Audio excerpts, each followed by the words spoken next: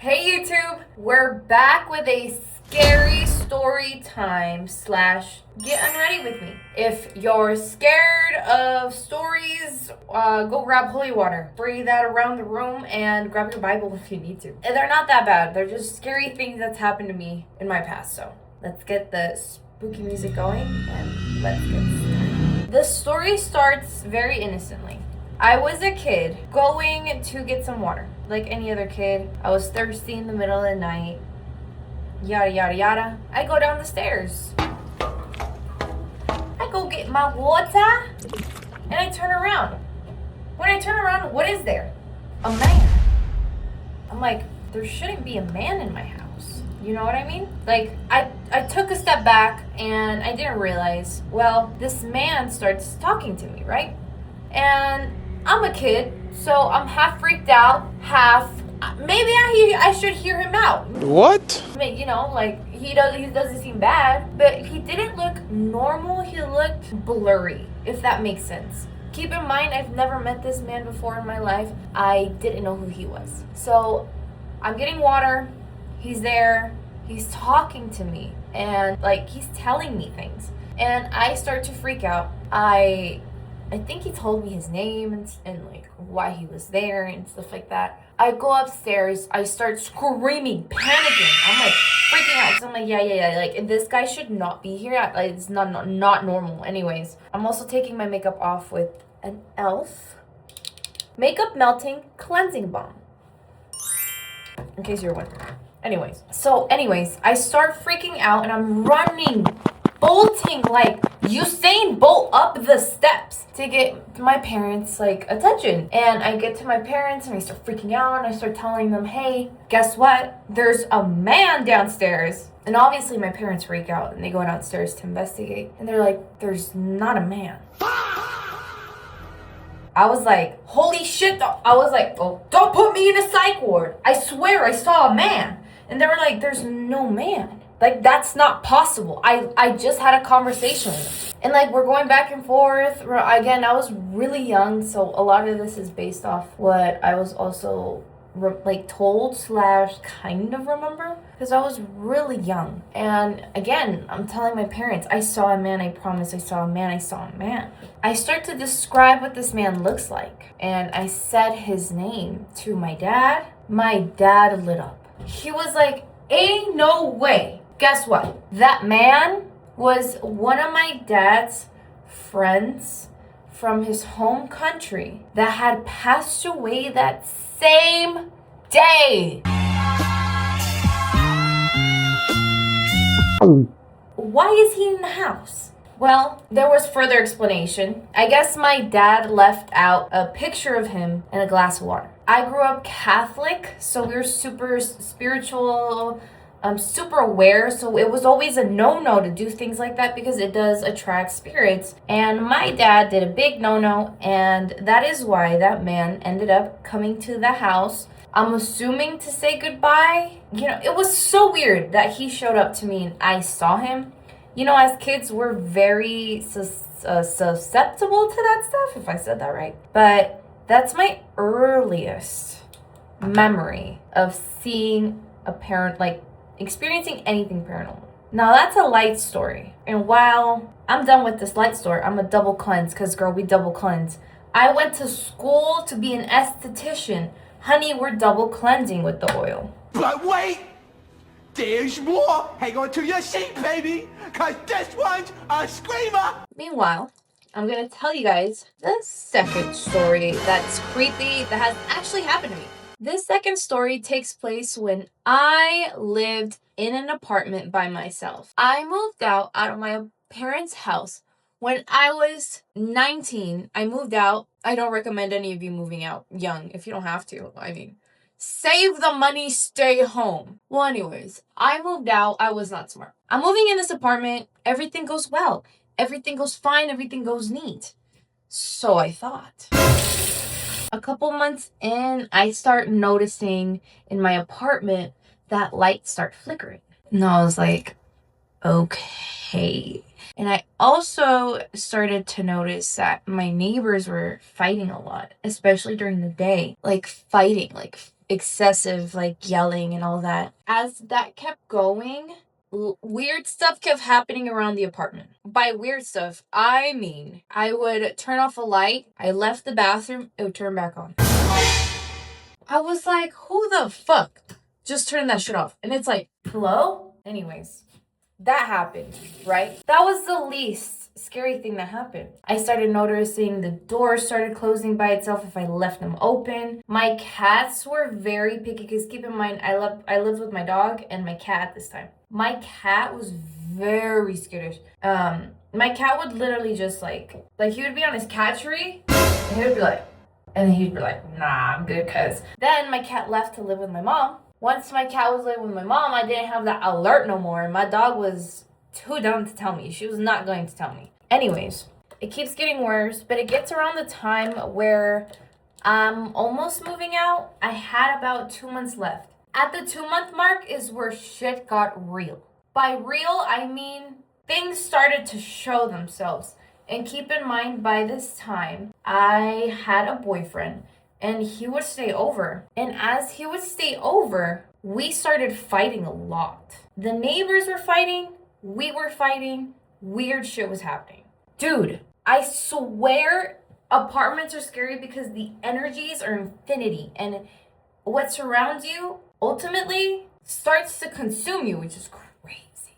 Crazy if you ask me. Once I'm done washing my face, I go in with a Don't Look at Me fresh face mask from Lush. These are really nice because you have to keep them in the refrigerator so they feel nice and cool when you put them on your face. Continuing the story, it was one time where my ex left to work. He would leave around like 4 in the morning and I would wake up and then go back to sleep, right? Well, that night he went to work. It was 4 in the morning. I was left alone at home. I fell back asleep, right? Everything was normal. Nothing weird was happening. Well, to my surprise, I wake up, but I didn't really wake up because I was having sleep paralysis. Okay, while this sleep paralysis, guess what? I hear kids laughing. You want to know the worst part? When I sleep under the covers. I sleep like a burrito. I'm like this. You know what I mean? So, yeah, I was under the blankets and I was hearing kids laughing. Okay, cool. I couldn't move. I'm like, Breeze, it's a nightmare. It's a nightmare. You're okay. Everything's fine. I'm trying not to be superstitious about it. I keep trying to wake myself up. The laughing continues to the point where I start to hear it around me. Oh, hell no, man. What the fuck, man? My dog did not sleep in the room, by the way. She slept in a crate in the living room. So she wasn't even with me. I was completely alone. Whatever. I'm sitting there, I'm praying. I'm literally praying to every God I know to man. I'm praying. Nothing's working. I'm trying to scream. I can't. No one's around me anyways to help. So I had to like YOLO, I guess, deal with it. I start to feel steps on the bed. I freaked. And the worst part was they weren't like big steps. They felt like a kid when a kid is in like on the bed playing. And like I have nieces, so like I grew up with them. I know what it feels like to have like a little kid like jumping around the bed. And I felt that all over the bed. Keep in mind, this is a queen size. I'm 5 feet. I'm tiny in this bed. And it takes me. It doesn't take me, actually. It just starts stepping all over the place. Whatever, cool, I guess. It's stepping. I'm freaking the hell out. I'm still praying to everything out I know. Every prayer I've ever heard, I started repeating it. I couldn't wake up. I knew I was awake. I couldn't move, though. My phone also always was on the side on a charger. Tell me why. When I thought, consciously, my phone to the wall. I heard it. The charger disconnected. I don't know who I pissed off, but I pissed off something because clearly they're pissed. Anyways, that happened. I'm still praying. Kid sound still going. Poof. Everything stops. I said, okay, I think I can move now. I'm able to move. My eyes were open the entire time. I literally just went.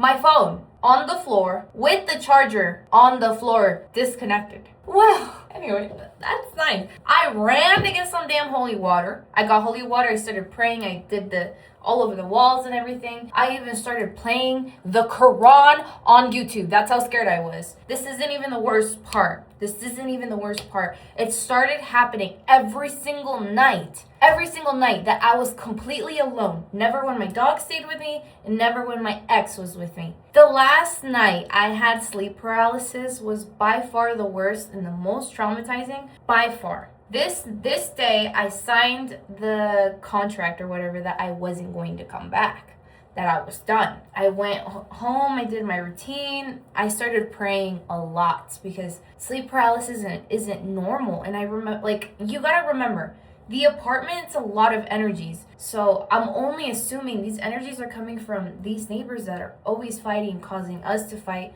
all this negative energy built up into one space. Anyways, I remember going to sleep like normal. My ex had left to work again very early, like 4 a.m. I go back to sleep and I start to hear growling. I love sleeping under my blanket. I start hearing growling and then I go, that's not my dog. My dog was in the garage sleeping in her crate. This dog, this what I thought was a dog, growling, like very deep. I start thinking to myself, what could be the reason for that growling and what's happening? Again, I'm having sleep paralysis at this moment. I can't move. It's getting louder. My doors were all locked and I hear wee. It opened my door. It opened my door. Growling starts to get worse. The closet was here and I was sleeping here. This door opened. The growling is coming from that side. I was about ready to call animal control when, guess what? The blanket, gone. I'm like, what happened? I still can't fucking move. I look into the closet. I locked eyes with this thing. And I was like, who are you? Who are you? I'm just kidding, I didn't say that. But I was staring at it, freaked out. Till this day, I don't know what the hell that was. It looked like an animal, but a very disfigured animal. I'm staring at this thing, and I'm like, you know what? I've had enough of you. I was already sleep deprived, tired, exhausted. Don't mess with my sleep. You wake me up early, I'm in a mood. Don't, I said, in my head, because I can't talk again. I start cussing this thing out. I was like, you want to square up? You want to square up? I was like, you don't let me sleep. It's been like 2 weeks of this nonstop. And my ex knew about it, and I was like, bro, don't leave. He still left. He didn't care. He's like, oh, well, how am I gonna make money? Anyways, at the end, it kind of just vanished. Didn't walk away, nothing. Vanished. The exact moment it vanished was when because I was reciting Our Father and Hail Marys and all these prayers. I kept reciting. And by the end of one of those prayers, vanished. I could finally start moving and waking up. And I was like, okay, something snapped in me. I out loud throughout the entire apartment, like yelled this. I said, you are no longer welcome here. Wherever you come from, go back. You're not welcome here. Because again, this wasn't a thing. I've never encountered something like this. But my neighbors were fighting a lot. In turn, causing me a lot of anger, a lot of anxiety. And so did my ex. We started fighting. Our relationship was bad, breaking up and getting back together. It was very toxic. And to this day, I don't know what that thing was. Whatever it was, it never came back. I never saw it again, thank God. I moved out of that damn apartment so fast. I got blessed oil. I blessed those doors, blessed the walls, blessed the floors. I did what I could because, girl, I did not want the people living there to deal with what I dealt with. Because, what the hell? Let me know down below in the comments. Have you guys ever experienced anything scary? If so, what is the scariest thing that has happened to you? I'm gonna wash my face right now because this stuff is not coming off with these pads. Enjoy the montage of me washing my face. Oh my god. Oh my god. That blue stuff, it's like a scrub too, so it's hard to get off. I think I got it all off, right? No more Smurf, whatever the hell that is on my face. I guess not. I think we're good. Let me make sure I took everything off. I have so many more scary stories. I just can't put them all in one video because holy, this video will be hours long. But I've had so many scary things happen to me in the past. And it's not really like a haunting. I think it's more like situations or like specific energies around. Well, since my facial mask had a scrub, I'm not going to scrub again. I'm not going to exfoliate because it's going to strip my skin barrier. So the last thing that I do before bed is apply my Glow Recipe Watermelon Glow Serum. I love this. I use it every single day and I use a ton of it. But before I actually put this on, I like to hydrate my skin and get it ready for the absorption of the serum. I put this to wet my face. Always wet your face before you put any serum or moisturizer, just so it helps your skin absorb it faster. I like to spray a bunch of this, so not too much. It smells amazing. These are my favorite sprays. I use them for makeup too. I use them on top of my makeup.